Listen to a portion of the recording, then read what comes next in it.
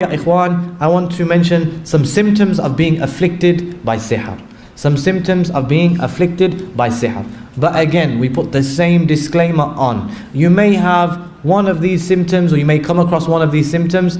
This doesn't necessarily mean that the person is afflicted. This doesn't necessarily mean that the person has magic or evil eye or jinn possession.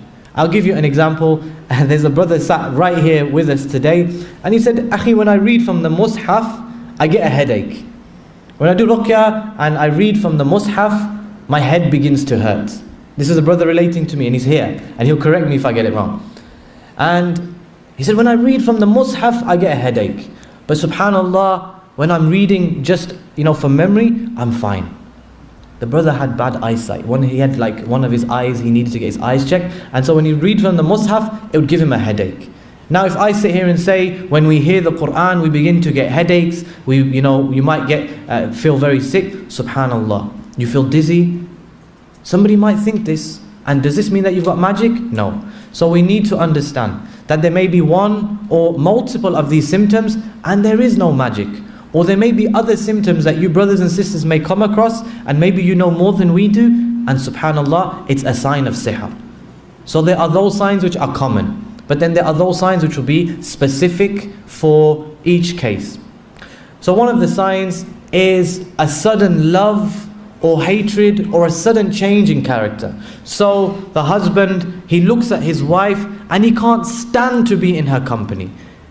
They were happily married, everything was absolutely fine. Now when he comes home, subhanallah, he can't stand to look at her, he feels sick, he becomes very angry, he wants to leave the home. But when they're apart, perhaps they miss one another. But as soon as they come together, subhanallah, suddenly there are issues. And you may find, ya ikhwan, that many of these issues, they are interlinked with the jinn. So we have to be able to distinguish between that which is jinn possession and that which is related to sihr.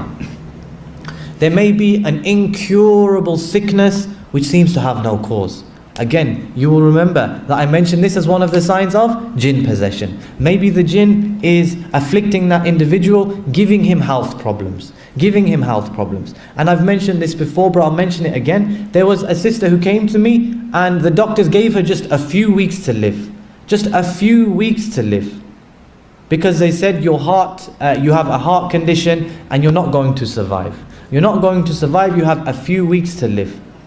When we did the ruqya, subhanallah, it transpired that the jinn was sitting in the sister's back and it was playing with the valves of her heart. And it was starving certain areas of her heart from blood. So when the doctors, they did their investigations, it looked like a heart condition. But subhanallah, this sister is now cured by the permission of Allah subhanahu wa ta'ala. When we did the ruqya and the ruqya was successful by the permission of Allah, the sister has no heart condition whatsoever. So there might be some disease which subhanallah, there is no cause, there is no real reason what's going on. The sister may not be able to conceive. As a result of this, subhanallah, they go for all the tests, every little therapy that there is, but there's nothing happening. Again, we turn back to Allah subhanahu wa ta'ala. Life and death is in the hands of Allah, and everything is subject to the decree of Allah subhanahu wa ta'ala. Turn back to Allah Jalla wa ala. You may find massive changes in a person's personality. He may, be one way one day, and then subhanallah, after this he's gone completely off deen. He wants nothing to do with Islam. He wants nothing to do with practicing the deen, and there's no real reason why. And he himself cannot put a finger on what's actually going on. I want to mention now, again, ya ikhwan, we could sit here and list from experiences and whatever else, we could list 100 different things. But there's no point, because the fact of the matter is, ya ikhwan, is do the ruqya and take each step at a time. And this is something that you will begin to gain with experience, gauge with experience, bi'idhnillahi ta'ala. Every single case has its own situation. Every single case is unique, but you will find these common streaks running through them. Husband and wife arguing for no apparent reason. Where there was love, there is now hatred. They're not able to have intimate relations as husband and wife. They're not able to have children. All of these things. But again, ya ikhwan, we shouldn't be people who the first thing that we run to is magic.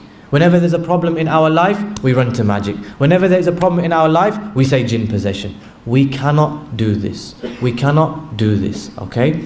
What are some of the differences between magic and jinn possession? We need to understand that both magic and jinn possession, they both involve the jinn, okay? And magic can also obviously be, as you know, involve jinn possession. So jinn possession can result as a result of the magic. But sometimes jinn possession is not just through magic. We've mentioned when a jinn will independently of itself, it will possess a person. Maybe out of love, maybe out of desire, maybe out of revenge. So in these cases, there is no sihr. There's no magic whatsoever. But the jinn is there of its own accord. But then there's other times when the jinn, it will be sent by the magician. The magician, he makes the contract as we have mentioned, and as a result of this, that jinn, it is assigned to that particular individual for that particular task. So as a result of that, this sihr, when it's sihr involved, it's usually more difficult to get rid of. Because the jinn doesn't want to leave, as our brother has mentioned. Because the jinn is scared, if I leave, the magician's going to kill me. If I leave, he's going to kill my family. If I leave, he's going to kill my children. If I leave, they're going to get me. Whereas if it's just jinn possession, he came of his own accord, he will leave of his own accord, bi'idhnillahi ta'ala. Or he will die. And the same thing with sihr, it seems to be stronger. Again, we mentioned وَمَا هُمْ بِضَارِينَ بِهِ مِنْ أَحَدٍ إِلَّا بِإِذْنِ اللَّهِ. They do not harm anyone except by the permission of Allah. But sihr is more difficult to break, especially if you can't access the contract, especially if you don't know where that contract is.